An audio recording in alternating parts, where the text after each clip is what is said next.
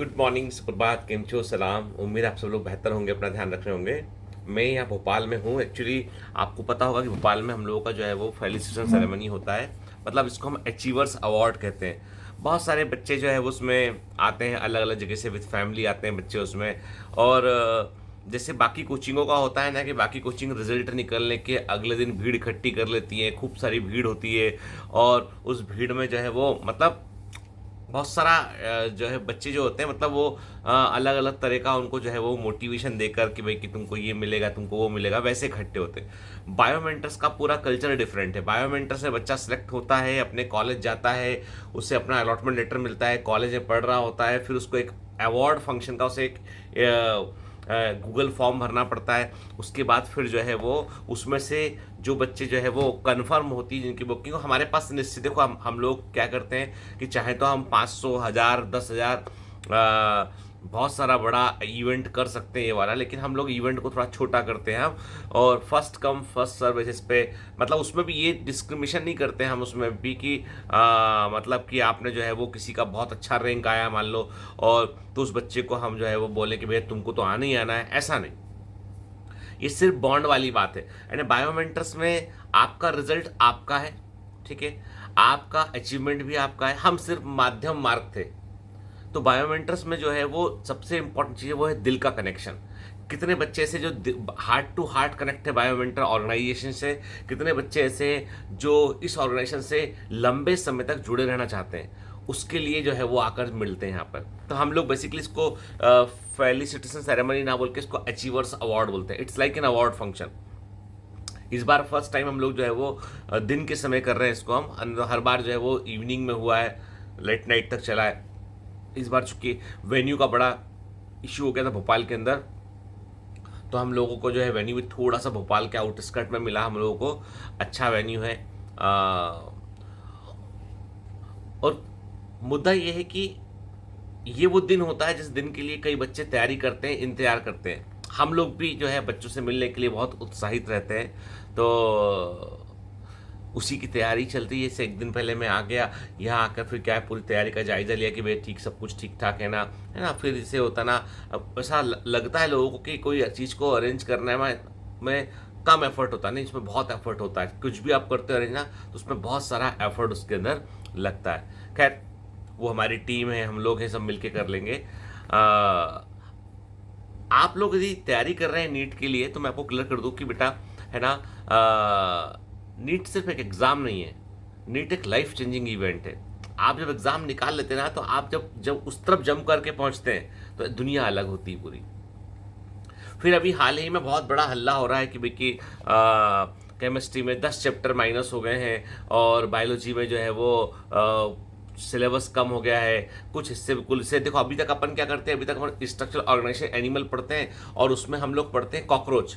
अगले साल से हो जाएगा वो फ्रॉग, ठीक है। तो सब सारे जितने चेंज हुए वो 2024 के लिए हुए, वो नीट 2024 के लिए हुए, 2023 के लिए नहीं हुए वो, ठीक है ना।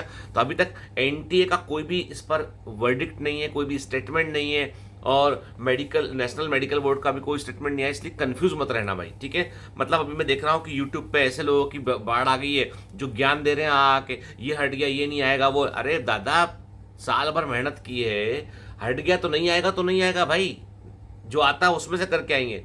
पर ये क्या करता है, ये मान लो आ गया तो फिर सब उड़ जाएंगे फ्यूज, ठीक है। तो मैं क्लियर कर दूं आपसे कि नीट 2023 के लिए प्लीज डोंट गेट कंफ्यूज। मैंने भी बात की है ये 2024 वाले सेशन के लिए। मैंने जितने भी बड़े लीडिंग इंस्टीट्यूट हैं उन सबके एचओडीज जो हैं, उनसे मेरी कल बात हुई। एक हम लोगों ने एक मीटिंग रखा हम लोगों ने के, और उसमें मैंने बात किया। एक मिनट, हाँ, चलो, ये क्या हुआ इसको भाई। हाँ, तो उसमें मैंने बात किया।